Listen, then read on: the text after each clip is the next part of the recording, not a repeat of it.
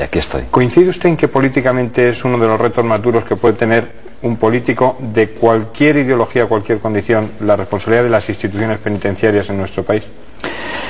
Bueno, yo he pasado por algunas instituciones. En este momento puedo decir que he pasado por las 3 administraciones, la local, la provincial, la autonómica. Ser ministro de Interior nunca ha sido un puesto de trabajo demasiado sencillo. Don Antoni Asunción, del PSOE en la Comunidad Valenciana, fue el encargado de reemplazar al señor Corcuera cuando éste dimitió después del caso de la ley de la patada en la puerta. Antes de ser ministro de Interior, el señor Asunción ya había asumido un reto muy importante al ser el máximo responsable de prisiones, en un momento en el que tuvo que enfrentarse a la huelga de hambre de los terroristas del Grapo o a la puesta en marcha de la política de dispersión de presos etarras para fomentar la reinserción de estos.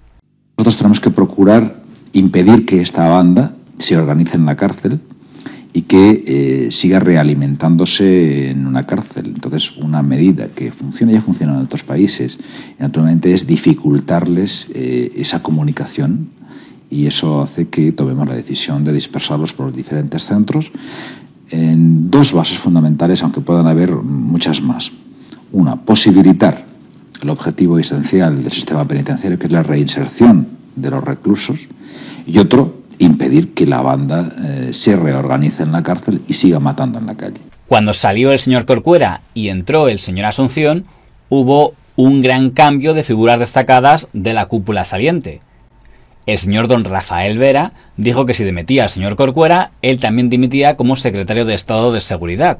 Y el señor Asunción decidió que él asumiría personalmente también esas funciones, es decir, la de ministro del Interior y la de secretario de Estado de Seguridad. El avance fundamental que se ha dado en el terrorismo, contra el terrorismo en este país, se ha dado en los últimos años sobre todo con el rechazo social que ha generado desde todos los estamentos. Y eso es lo importante. Por lo tanto, todas las políticas deben de abundar, deben de profundizar para que eso cristalice. Y naturalmente, todas las técnicas policiales, que son las que de verdad van metiendo el cerco y van llevando las cosas a sus sitios, se ha dado en los últimos años sobre todo. Pero otro que también se fue en ese momento era el señor don Luis Roldán, que era el director de la Guardia Civil, que decía que también se iba por solidaridad con el señor Corcuera. Pero había otro tema pendiente más importante, que es que para ese momento el señor Roldán ya estaba siendo investigado porque el periódico Diario 16 había puesto de manifiesto el extraño enriquecimiento que estaba teniendo aquel político. Bueno, pero ¿cuál es el patrimonio que yo tengo? Es decir, yo lo que he demostrado esta mañana cuál era mi patrimonio en 1986 antes de ser director de la Guardia Civil. Porque claro, la mayoría de la información que allí aparece es absolutamente falsa y lo he demostrado pues simplemente con las escrituras de adquisición. Y hasta entonces yo no había sido responsable de ninguna partida de los presupuestos generales del Estado. Cuando el señor Asunción llega al Ministerio del Interior, concede entrevistas en las que lo que se le pregunta es por la corrupción policial, por las cloacas, pero lo que nadie sabía es que quien iba a causar que su mandato fuera muy efímero iba a ser precisamente el señor Roldán. Muy buenas noches, don Antoni Asunción, ministro del Interior.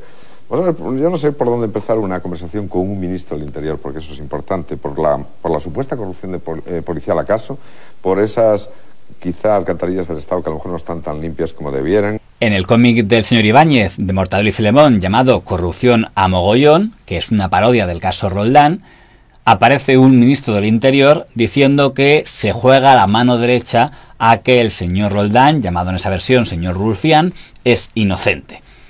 Es una representación de la supuesta defensa del señor Asunción al señor Roldán. Realmente el señor Asunción no dijo que estuviera convencido de que el señor Roldán fuera inocente. Lo que sí dijo claramente es que estaba convencido de que él no se iba a fugar. Pero a mí me consta que no se ha marchado, ¿eh? Eso sí me consta. Me consta que está en el país, que está en el país. Sí, me consta. No sé dónde está exactamente, pero me puedo enterar. Lo cual demuestra que ya había una rumorología de que el señor Roldán se pudiera fugar antes de que se fugara. Y eso hizo imposible, por tanto, creerse la versión del señor Roldán en el libro del señor Sánchez Dragó, donde decía que él no pensaba, que él solo se fue a Francia y no pensó que la gente se lo tomara como una fuga. Es imposible porque ya había rumores de fuga, por tanto tenía que estar al tanto de eso. Sí, yo tengo constancia de que no salió del país y me parece que no está para desconocido, ¿eh? No me consta lo que usted dice. ¿Saben de dónde está? Más o menos sí, pero no se lo voy a decir. Lo peor para el señor Asunción es que incluso cuando el señor Roldán ya se ha fugado, él sigue como ministro de Interior negando públicamente que eso sea verdad y que haya habido ningún tipo de fuga. Parece que ha habido un rumor muy fuerte esta mañana de que el señor Roldán podía haber abandonado el país. No. ¿Tiene constancia de que no es así? Sí, tengo constancia de que no es así.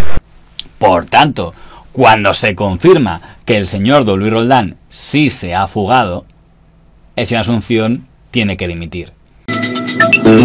Roldán continúa en paradero desconocido. Las fuerzas de seguridad del Estado han mantenido su búsqueda durante toda la noche. Tal y como ha manifestado el ministro del Interior, Roldán ha huido.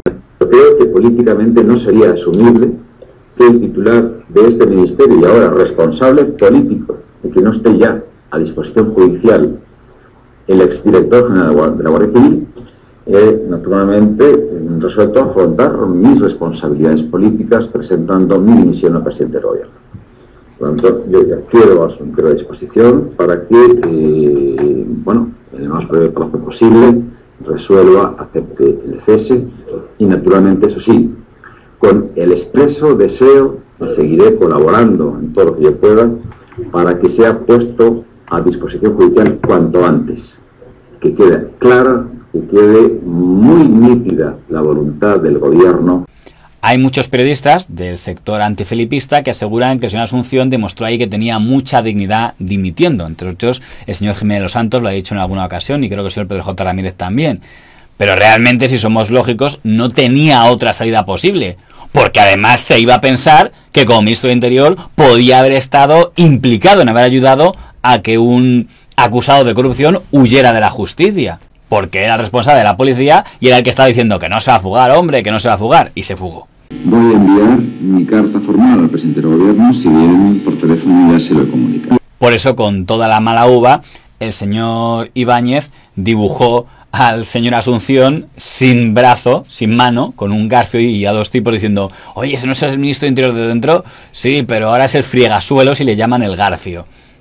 Hay que decir que después de eso el señor Asunción se retiró de la primera fila política, pero aún tendría una segunda vida política en la Comunidad Valenciana, a la que él pertenecía. Porque en Valencia quien mandó muchos años en el PSOE fue el señor don Joan Lerma, que sería como el Leguina de Valencia, puesto que ambos, Leguina en Madrid y Lerma en Valencia, estuvieron 12 años de presidentes autonómicos. Cuando gana el señor Zaplana en 1995, el PSOE valenciano inicia un proceso de renovación que será bastante accidentado, con una lucha fratricida entre familias socialistas y en la que jugó un papel bastante extraño el entonces secretario de Organización del PSOE, que era el señor don Cipriano Ciscar, también valenciano. En el Congreso del año 1997 se pelean dos candidaturas, la candidatura del señor don Joan Romero, que es como el reformista apoyado por los guerristas, frente a la candidatura lermista apoyada por los felipistas, y gana la del señor don Joan Romero.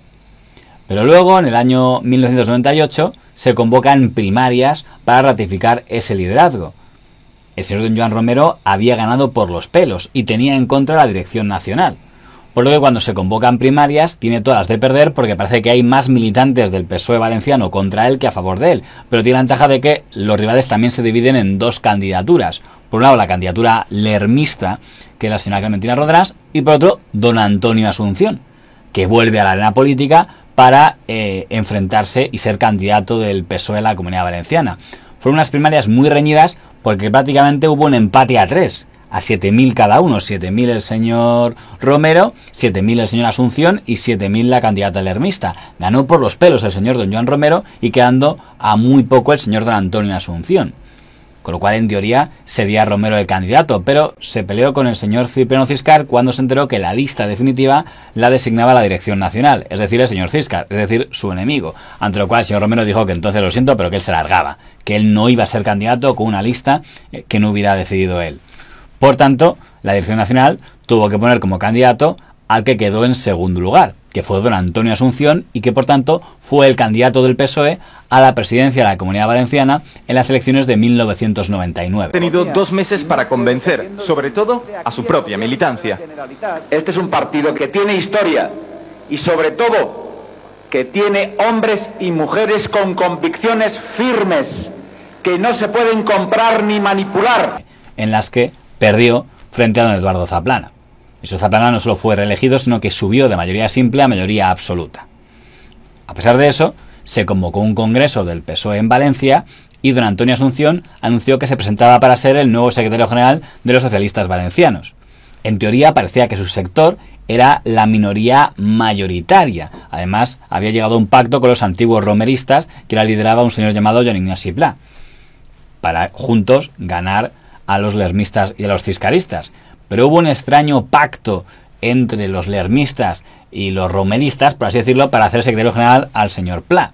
Con lo cual el señor Asunción se sintió traicionado y anunció ese mismo día que dimitía como portavoz del PSOE en Valencia, como diputado, y que se retiraba de la política. Algo que solo sirvió para iniciar una escalada de crisis en el PSOE valenciano, porque con esa excusa el señor Ciscar dijo que destituía a todos, al secretario general del PSOE valenciano, es decir, al señor Pla, que solo había estado 24 horas en el cargo, y al señor Lerma como presidente del PSPV, del PSOE en Valencia, que tampoco había durado mucho en el cargo.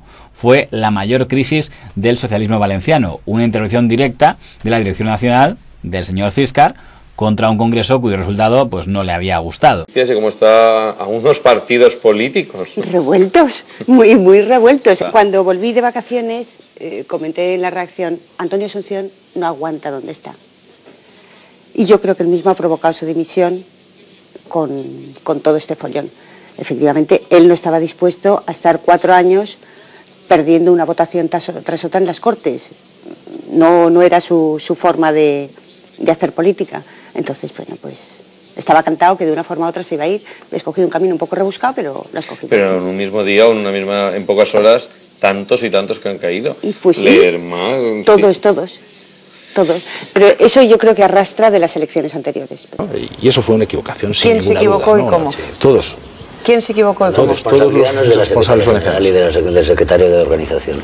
Es uno de los responsables, sin ninguna duda, en mi opinión, pero también lo fueron los que dimitieron y los que fueron empujados a dimitir, y Toni Asunción, que dimitió sin que fuera empujado, porque se anticipó por lo menos 24 horas. Yo creo que sin duda alguna los responsables políticos tienen que responder de los errores, y los que tienen más nivel en la dirección del partido, y en este caso eran estas 4 personas, son los directos responsables políticos de lo ocurrido. Gracias, déjenme pasar.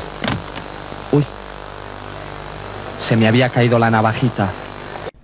Al final el señor Pla tendría una segunda oportunidad entre el año 2000 y el año 2007, en la que tampoco conseguiría reconquistar la Comunidad Valenciana. Después de la caída del señor Pla en 2007, llegó el turno del señor Alarte, y en ese momento don Antonio Asunción reapareció. Dijo que quería volver a intentar ser líder del PSOE valenciano y disputar al señor Alarte el control del socialismo valenciano con unas nuevas primarias. Pero en esta ocasión la Dirección Nacional, al contrario que lo que pasó en el año 98, no aprobó su candidatura porque dijo que había avales falsos por ahí en ella. Yo pensaría entonces que me están haciendo un fraude y que me están falsificando las papeletas para hacer un claro pucherazo. Lo importante es el acta que les he dicho, que tenemos y hemos proclamado provisionalmente al compañero Jorge Alarte Gorbe como candidato de los socialistas valencianos. Han actuado como verdaderos caciques del partido. O sea, han obviado todas las directrices, desde la Comisión de Garantías que actúa al dictado de Alarte. O sea, de garantías ninguna. El señor Asunción dijo que eso era una trampa por parte de la dirección valenciana del señor Alarte, y hizo una escala de declaraciones que lo que provocaron es que fuera expulsado del partido. El Antonio Asunción que yo conocía y por el que estaba orgullosa de ser amiga, se hubiera quedado y hubiera luchado por la validez de sus avales. Si tengo y no debiera, tengo indignación democrática. Aquellas personas que me apoyaron han sido depuradas con auténticas purgas estalinistas. Por lo tanto, es decir, bueno, podría esperar cualquier cosa porque están en esa dinámica, ¿no? Por lo tanto, don Antonio Asunción acabó fuera del PSOE y en la última etapa era un tertuliano habitual en tertulias, digamos, de sesgo más bien poco amigo del PSOE, las del diario El Mundo, las de BO7, con el señor don Pedro J. Ramírez. Que tiene ahora unas repercusiones mediáticas que les favorecen además en la campaña electoral, porque todo esto supone también una operación de marketing perfectamente planificada que les va a ser muy rentable y que supone pues la culminación de un error grave de todo lo que se ha configurado. Yo creo que la legalización de Bildu era en cualquier proceso como que se ha pretendido llevar a cabo era el final, pero no el principio. Se habló de si el señor Asunción iba a fichar por UPyD o por Ciudadanos, pero al final nunca lo hizo, por lo cual quedó en la historia principalmente no tanto por su historia valenciana como por el ministro del Interior que dimitió por el caso Roldán.